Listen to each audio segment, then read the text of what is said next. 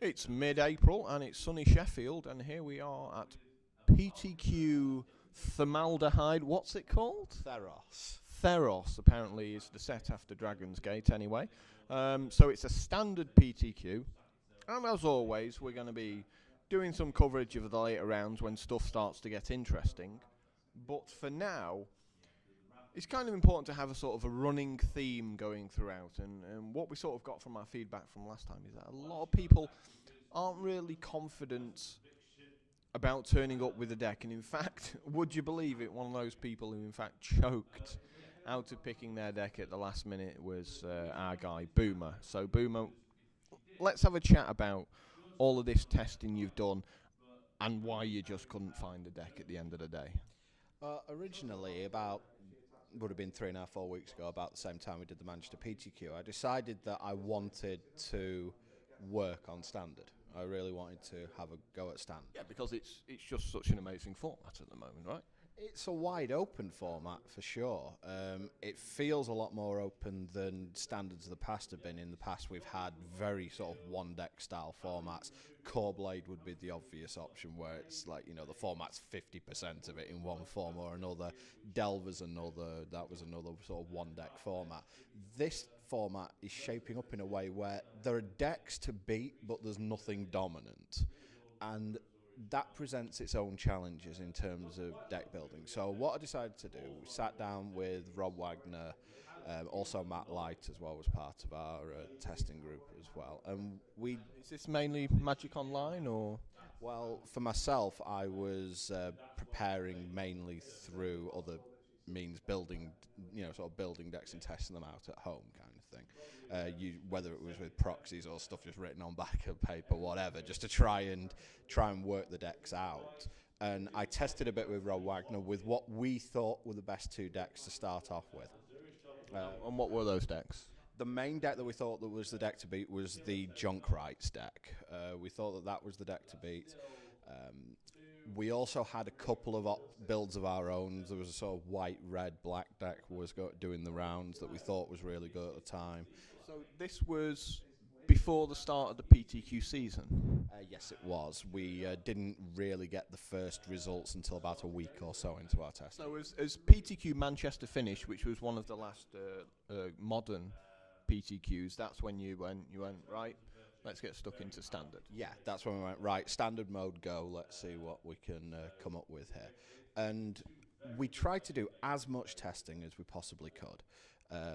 And I thought, right, the best deck is Junk Rights. If I want to win a PTQ, I want to be on the best deck. How did you decide it was Junk Rights? I mean, what sources of information were you using to come up with this initial thesis? Well, Junk Rights have put in a lot of very impressive results in streamed events as well, and it was putting up phenomenal numbers on Magic Online as well. I think there were a couple of weekends in a row where there were 4 standard Premier events, and I think there was something like 15 Junk Rights decks across the top 8. It was just dominant everywhere. So the first thing we do for testing, you think the best way to start is to go onto Magic Online initially and sort of scope out what's popular on there? Absolutely. I think that Magic Online, and this has been a way that I've designed decks in the past, has always been that you go onto Magic Online first. If there's a rogue deck there, or what appears to be a rogue deck, that's generally what a lot of the field's going to gravitate to. Or if there is a deck that is just super dominant at the time, that's probably where the live events are going. Although the way that especially the UK Magic players built, a lot of players tend to build a deck to try and beat the deck to beat rather than to actually just play the best deck. They tend to think that's something that a little bit smarter. Maybe it's like, I can now beat this deck to beat. But the problem is when you build a deck that's targeting a deck to beat, a lot of the time you end up forgetting the rest of the field. Yeah, a lot of the time you're forgetting you're actually quite weak to the rest of the field. So you've come up with these 2 decks. How much testing are we doing between them then? We played, we were into double figures of games when we were playing, and I came up with a couple of opinions very early on, seeing certain things that were happening. It was and one thing that is very important in testing that we got in was that you play sideboarded games, and it just turned out game 1, I was feeling okay with the deck, but it had a weakness that I I would actually say very similar to when Solar Flare was first introduced. Well, Solar Flare was first reintroduced back into Standard, where Unburial Rites was printed, Snapcaster Mage was printed, and everyone was like, "Oh, we can build Solar," and it turned out all those builds sucked, because what they were trying to do was that they were just playing a Forbidden Alchemy deck and hoping to drop a fatty in the graveyard and Unburial Rites. It's like, well, the odds of drawing an Unburial Rites and a fatty off of Forbidden Alchemy is actually incredibly low, and you have no way to discard your own hand. So you're trying to play a Reanimator deck without the tools of being a Reanimator deck. And eventually Solar Flare became a very popular deck, but that was because it was essentially Esper mid-range with a couple of Unburial Rites in, so it became a more value deck.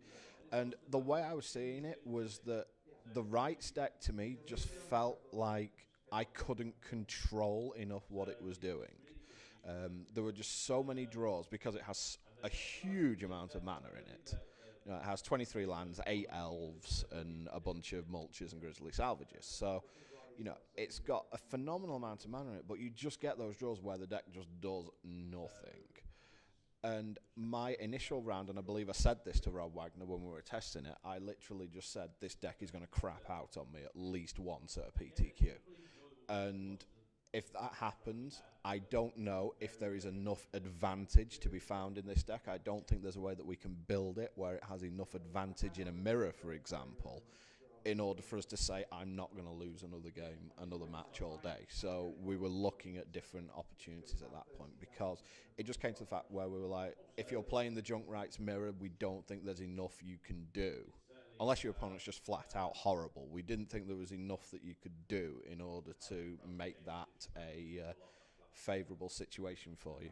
So this is often a good way of approaching testing, is not to pick a deck, but in fact to have your 8 decks and to sort of rule decks out, and then eventually you're going to be left with the deck that you have to play, right? In theory, that's the way you want to go, but of course information changes all the time.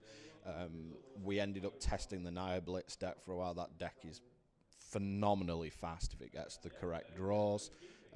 Very reliant on Burning Tree Emissary, I thought, but it was never really... And making the champion of parish turn 1 is also... Yeah, it desperately needs a 1-drop in that thing. But obviously, if it misses its 1-drop, it can always just make 6 power on turn 2 if it has to. But it's, to me, it was always going to be a little bit of a problem because, number one, I'm not as comfortable with aggro decks as most players are. You know, that's not usually been my bread and butter.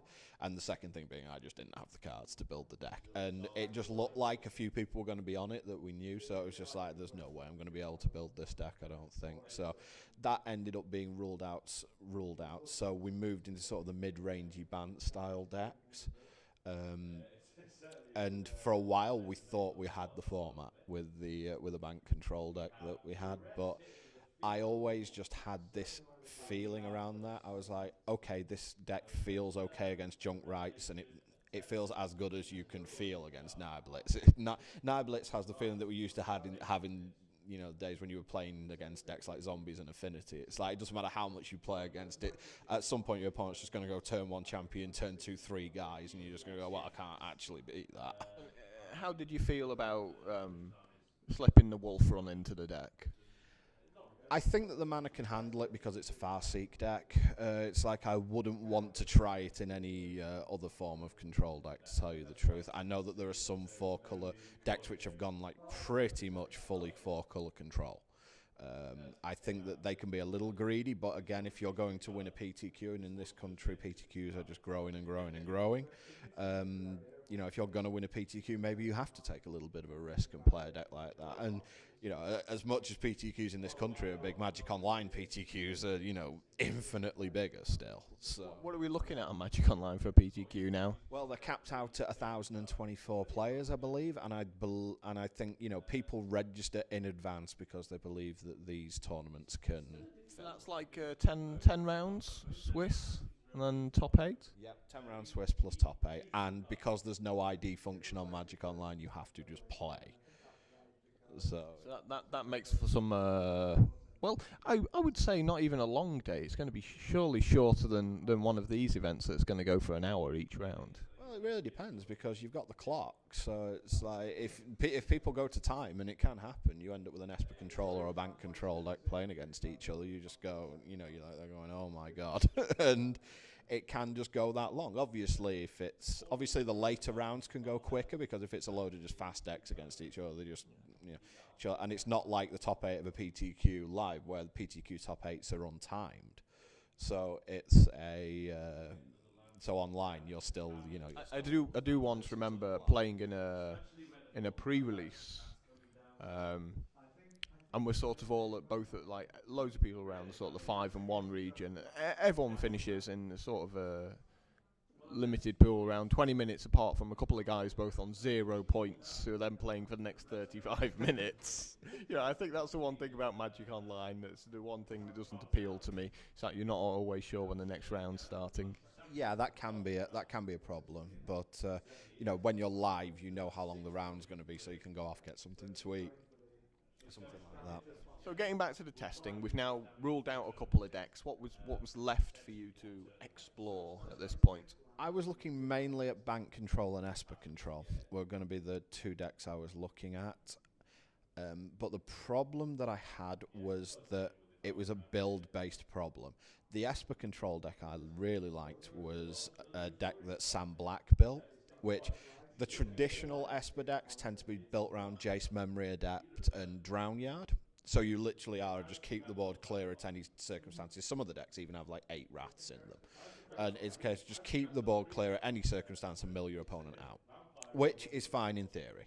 But I thought that those decks were not as well equipped to handle Blitz as, say, other versions. Certainly not as well as Bank Control, but I thought that Bank Control was weak to Esper Control. And being the UK, I just felt like more people would be playing blue-white control style decks than in theory people maybe should do. And what it came down to, I thought, right, if I'm going to play a deck, it's going to be Sam Black's Esper deck. But the problem is... So this was your deck choice then? This was my deck choice, yeah. But the problem that I kind of had at that point was we were 6 days out from the tournament, something like that, maybe even less. So it became a case of, number one, I've got to get a hold of a lot of the cards because I don't have 4 Sorens.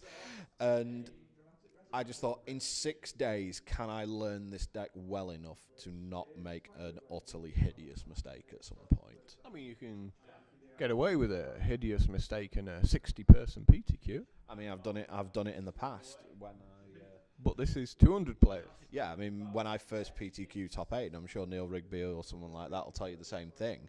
When I first PTQ top 8'd, I went 3-2, one of those wins of which was a bye to top 8. The PTQs were that small. But nowadays with 180, 190, today almost 200 person PTQs, it's a serious issue that stamina's a big issue. Are you going to make a mistake at some point? And just knowing the decks and the formats, and it's having that information available. And I just felt the combination of maybe a little bit of lack of cards and just a complete lack of practice against some decks. It's been, it's a while since I played a PTQ, and I decided at that point it wasn't really worth going into a format. If I'm going to play in a PTQ, especially one this size, I want to honestly be able to tell myself you have at least a sort of 3-4 to 1 chance of top 8ing. And I couldn't tell myself that with like 2 or 3 days to go. And it was like, well, can you do anything about it with 2 or 3 days to go? With my schedule, the answer was no. So the way you approach a PTQ is win or don't bother even trying. I think that's got to be the attitude that you have to have when you approach a PTQ. It's a winner-take-all tournament. If you top 8, you might get a box of product. Big deal. It's probably cost you as much as a box of product as as a box of product is worth. Certainly, a box of Gate Crash is worth to get to the tournament and play in it in the first place. So, like, top 8, big deal. You might make like 20 quid profit on the day. The whole idea of a PTQ is to win it. And if I'm not giving myself the best opportunity to win it, I won't end up playing in it. And is that really a difference in attitude you see between yourself and certainly half of the field that turn up to a PTQ? You do get there's still like a lot. Casual players are very important, you know, because we can turn casual players into competitive players. I mean, it just needs a slightly different mindset from them. But do you feel that, you know, there's definitely a lot of people who turn up to PTQs who just can't, you know, they can't win. But they're not playing to win, they're playing to enjoy themselves and have a good day. And maybe what kind of deck would you say to them to play as well? I mean, yeah, that's something that I would never say to anyone. You know, I would never say, oh, you have to play to win, or you shouldn't ever play, and so on. That's wrong. Magic's a game. At the end of the day, it's a game, and if you enjoy it, it doesn't matter how much it costs you. You know, as long as you're not like bankrupting yourself to play it, you know, kind of thing. If it's disposable income and you enjoy it, do it. But to answer your question about the players who are in a PTQ, absolutely. There will be, in a field this size, I would say there would be 120 people worth of dead money. And so who, you know, more than likely cannot possibly win the tournament because they've either not prepared properly, they just don't, you know, they don't have the preparation or the skill, if you want to be that blunt about it. Let's break it down into three types of people. People who can't make a top 8, people who can make a top 8 but can't win, and those who actually can win. Because we know that there's certainly a lot of people who, with the right amount of luck, can make a top 8. But at that point, you're up against, you know, the creme de la creme, so to speak, and people who won't make a single mistake, and then that shows, right? Yeah, I mean, it's shown in some of our top 8 coverage where, you know, people have done well throughout the Swiss, and then they've come to the top 8 and they've either choked due to the pressure, or their decks, you know, finally given them a bad draw throughout the day or something like that. And it does occasionally happen, and there are decks in the environment. Naya Blitz is one of them, where if you just get really good draws all day, you will top 8, and if that continues throughout the top 8, you will win because that's is that a good deck to give to a player who wants to sort of experience competitive play for the first time? Because it seems, compared to a lot of the other decks, it plays itself a little bit more. It does a little bit, but there is a certain amount of skill to the way the Naya Blitz deck plays. So let's talk about this skill then. How would it play against Esper and sort of Junk and stuff like that? There's a few school of thoughts to it, really, because it very much depends on how your opponent comes out of the traps as well, whether you're on the play or the draw. Do you see, for example, a Temple Garden turn 1? Because if you see a Temple Garden, you can think to yourself, right, I'm probably up against a Farseek deck. If I'm up against a Farseek deck, that more than likely means that he will have access to Supreme Verdict on turn 3. And it's like, do I have a hand that can either recover from a Supreme Verdict, in which case maybe I don't want to overcommit to the board, or if I don't have a hand that can recover to Supreme Verdict, do I just dump my hand on the table and pray he doesn't have it? Which is, you know, you have to that's a judgment call to make. And one thing that has come out a lot through history is that, you know, control decks are skill decks and aggro decks are for people who don't want it. It's like, no, aggro decks require an awful lot of skill to play correctly. And you have to be able, certainly, to do maths, to plan 2 or 3 turns ahead, especially if you've got burn in your deck, to really think about ways to play around certain things. And I would say that you just have to make that judgment call. If your opponent makes a Drown Yard turn 1, then you know that a Wrath more than likely isn't coming until turn 4. You know, makes a Drown Catacomb or something turn 1, then you can probably commit a bit more to the board. You might be up against Lingering Souls, so you have to keep that in mind and just think about what you're doing on that line. But it's really a case of knowing. We went through this a little bit in Modern, where Matt Light came up and said, you know, if someone makes a land on turn 1, I want to be able to say, right, his deck is this, so therefore my line is potentially this. Do I see information? And you get that information all the time in Standard as well, so it's up to you to use it as best as you can.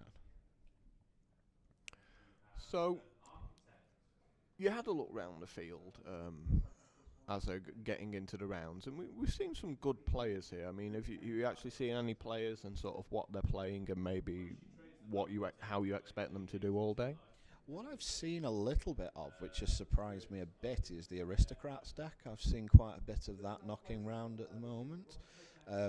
When we were testing, I think, to be honest, it might have been a bit of a flaw in our testing the way we did it, but we kind of wrote the deck off a little bit. Now, this is obviously a really good thing to talk about. One problem a lot of people have when they're watching videos or sort of something at Star City, something educational, for example, is that people don't like admitting mistakes, and making mistakes, certainly in testing, is a huge part of the learning process. I think as soon as you start to admit that you can do things wrong, you can set about trying to improve what it is you do for next time. So I agree with you. I think, the Aristocrats deck is out there, and some really good players are playing it. So I'm interested why they came to the decision to play that deck and you didn't, or because Rob and Matt lied. They're no pushovers when it comes to deciding what a good deck is. Much of it may have been bias, because you've got to, a lot of players will have a bias towards a certain deck, and when you look at the Aristocrats deck, you're like, well, is it a rush deck? No, not really. It's not as fast as Naya Blitz. Is it a mid-range deck? Well, it might not play mid-range as well as a Thragtusk, Centaur Healer style Bant deck. Is it a control deck? No. Is it, it feels like it's a deck that's kind of in the middle of nowhere, especially if you're coming from a sort of more, from my side, it would be an old school background as far as Magic goes. And when we played Magic, it was very much a sort of, when we played a lot of PTQs and did a lot of deck building, it was a lot of 4-4-4-4-4, decks were all and that sort of thing. And the Aristocrats deck just seems a little bit all over the place. So it's a reactive deck. How you play it depends on what you're up against. Well, let's talk about some of the important cards in it then. Think about potential opening hands and how you're going to play it out. Well, there are certainly options in there. It has the 8 1-drops, which has always confused me a little bit, because I've watched a lot of pros talking about the Aristocrats deck. A lot of people are saying, what does it want to do? You're never going to kill anyone with a Doom Traveller, because it has Doom Traveller. You're never going to kill anyone with it. But it has the really weird abilities that everything's just really synergistic in the deck. So it's like, Doom Traveller, a Cartel Aristocrat, it's going to be almost impossible to remove the Aristocrat. Falconwrath Aristocrat, obviously, we've known for ages as a good card. Lingering Souls just has value written all over it. And it also, some of the builds we've seen today have the Boros Reckoner Blasphemous Act combo as well. So it's a combination of facts where the deck can very much play a devastating control style build against the aggro decks, because it has creatures of its own that it can protect, and it has the Blasphemous Act to just wipe the opponent out completely. It has Boros Reckoners, which just make aggro decks' lives an absolute nightmare anyway. They're very hard to remove without 2-for-1ing yourself. It's almost impossible as far as a lot of aggro decks are concerned. And control decks, if you're playing against a control decks will, a lot of control decks will tell you the worst card for them to face a lot of the time is Falconwrath Aristocrat. And just moving on to some sideboard options that certainly I've seen. Neil Rigby showed me a little bit of his deck that he played today. He just sideboards into a completely mid-range deck with just like Thundermaw Hellkites, Falconwrath Aristocrats, and control decks just go, I'll deal with that. And it's like, well, hit you with another enormous threat. And Obsidaths he has as well. So he just turns into this mid-range deck where every creature is going to kill his opponent, and he's incredibly hard to remove. But you didn't like the deck. Well, I think that was mainly a case of, as we said, when we did think about testing, it was really like a 1 or 2 sentence write-off thing. It was literally just a case of, oh, that's crap, and we didn't even consider where we were going with it. So what we're going to do today, certainly over the course of the whole day, is we're going to be talking to a lot of people as they drop out from the tournament, and if they have a quick round, we're going to catch them, and we're going to focus on this whole thing of testing, really looking at how much each person's testing, what are they testing with, and how they set about what their idea of testing is, and that differs from person to person. I think some people are really good at gold fishing because they can be honest about how they would play out certain hands, and they will deliberately play into traps they know the other person has got because that's how it would play out. Whereas other people aren't capable of gold fishing. They can't think independently. Yeah, what solitaire testing does a lot of the time, what I mean by solitaire testing is literally playing both sides of the match yourself. What that does really is teach you what is important in the match. That can't replace actually playing against an opponent when you don't know the cards. Because as much as you try and fool yourself, oh, I've done this, you know what's in the opponent's hand. So what you end up doing is, from solitaire testing, you can say, right, this is important on this turn, I should be prepared for this, this, and this is how I should try and play it. But playing it against another person is always a different level. And that's really where we go with it. And so long as it's a good person. Well, your testing format always, or the people you test with are always going to rub off on you at the end of the day. If you're play testing with people who really care about what they're doing and are good at the game, that's always going to be better for you than play testing against someone who is just frankly not interested or not good at the game. There's a lot of sort of random testing, I would say, that goes on out there where it's like you just find someone and you play test against them. It's like all it tells you is how a lot of the time is that your deck, if you just ran the cards out like a computer, is probably a favourite, but it doesn't, your opponent in that case won't put you in the really difficult situations that you will need to know how to play around to win a PTQ. So hopefully if you stick with us for the next 10 or 12 videos, however many we end up running out, and we'll come to a few conclusions about testing, and hopefully in a bit we'll have something really interesting to talk about. Catch you later.